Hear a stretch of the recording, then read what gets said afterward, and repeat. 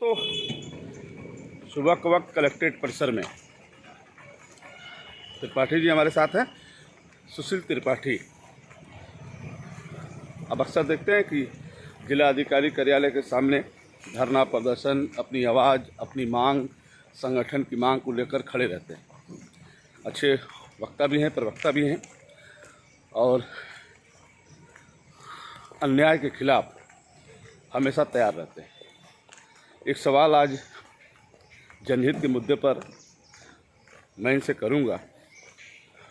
सवाल जनता से जुड़ा है। त्रिपाठी जी, कई लोगों ने हमसे पूछा कि आप कुछ करते क्यों नहीं। हमने कहा मेरी दायरा, मेरी क्षमता जितनी है मैं उतने तक सीमित हूँ। उससे अधिक इसलिए नहीं सोच पा रहा हूँ कि और भी मेरे पास काम है परिवार का। और भी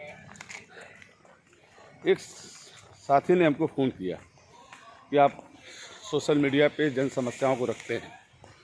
हमने कहा हमारा काम है, सरकार करे या प्रशासन करे ना करे उसका काम है। उनका ये कहना था कि जिस तरीके से राजनीतिक दल टिकट के लिए जो ज़मीनी सर्वे कराती है, फीडबैक लेती है पब्लिक से कि ये कैसे रहेंगे, इनको मैदान में उतारा जाएगा तो जीत पाएंगे या नहीं। हाँ, तो आगे चलिए, जीत पाएंगे कि नहीं। तो उसी तरीके से जो गांव में ज़मीनी विवाद है, छोटे छोटे विवाद है, दरवाजे को लेकर, नाली को लेकर, सड़क को लेकर, उनकी ज़मीन फलाने ने ले लिया, फलाने ने उनकी ज़मीन ले लिया, डीएम कार्यालय आए, एसपी कार्यालय, तहसीलदार के यहाँ गए, लेखपाल के यहाँ गए, कानूनगो के यहाँ गए, उसका कोई निस्तारण नहीं हुआ। तो उनका ये कहना था कि एक प्राइवेट एजेंसी उत्तर प्रदेश के सभी गांव में जाके हकीकत जाने, क्या जो समस्याएं डीएम के टेबल पे आ रहे हैं, तहसील मुख्यालय पे आ रहे हैं, वो सच्चाई क्या है। तो क्या प्राइवेट एजेंसी की आवश्यकता है? देखिए, जहाँ तक मैं समझता हूँ, सरकार के पास तमाम तरीके के रिसोर्स हैं। सरकार यदि सच्चाई जानना चाहे या जिला प्रशासन सच्चाई जानना चाहे तो उसके पास इतने ज़्यादा सोर्स हैं कि वो पता कर सकती है सच्चाई। हो क्या रहा है कि जिन मुद्दों के लिए, जिन समस्याओं के लिए जनता आ रही है, उस पर एक फॉर्मेलिटियल जो प्रशासन की कार्रवाई होनी चाहिए, उन्होंने फॉरवर्ड कर दिया लेखपाल को, उन्होंने फॉरवर्ड कर दिया तहसीलदार को, एसडीएम को और या ग्राम सेक्रेटरी को। यही उनकी फॉरवर्डिंग अथॉरिटी बन करके प्रशासन रह गया है।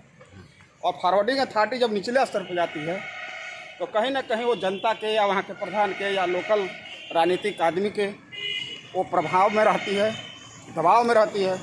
इसलिए इसका ना सही रिपोर्टिंग कर पाती है और ना ही सही तरीके से उस समस्याओं को हैंडल कर पाती है। नहीं तो फिर प्राइवेट एजेंसी, जिसे उनका भी कहना ठीक है कि जिस तरह से ज़मीनी सर्वे हो रहा है नेताओं की, प्रत्याशियों की, तो क्या उस तरह की समस्याएं जो है एजेंसी बननी चाहिए वहाँ गांव में जाके चेक करने की? प्राइवेट जो एजेंसियां हैं, हाँ, ये इसकी क्या गारंटी है कि वो भी किसी के प्रभाव में नहीं होंगी।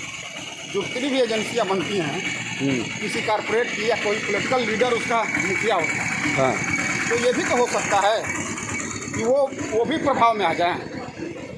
ये समस्या का हल नहीं है। समस्या का हल ये है कि आम जनमानस में या हमारी जो सिस्टम है उसको निचले स्तर पर उन एजेंसियों को कैसे यूज किया जाए। ठीक है, आप जो कह रहे हैं सही कह रहे हैं। तो लोगों का विश्वास धीरे धीरे लेखपाल और कानूनगो से, तहसीलदार से, एसडीएम से क्यों उठ रहा है? क्या कारण क्या? मैं गलत बोल रहा हूँ क्या? ना सही है। हाँ। मैं तो कह ही रहा हूँ कि सिस्टम को इस तरीके से हाईजैक कर लिया गया है कुछ पॉलिटिकल लीडरों द्वारा, या वहाँ के जो ताकतवर लोग हैं उस सिस्टम को इस तरीके से हाईजैक कर लिए हैं कि सही चीज़ जो है लेखपाल तक या सेक्रेटरी तक या एसडीएम तक या प्रशासन तक आने नहीं देना। तो हमको उनको क्रॉस चेक करने की ज़रूरत है, या लोकल हमको गांव में ही इस तरीके के लोगों का सिंडिकेट बनाने की ज़रूरत है जिनको इन सब विवादों से नहीं, समाज के उन्नति के लिए काम कर रहे हों।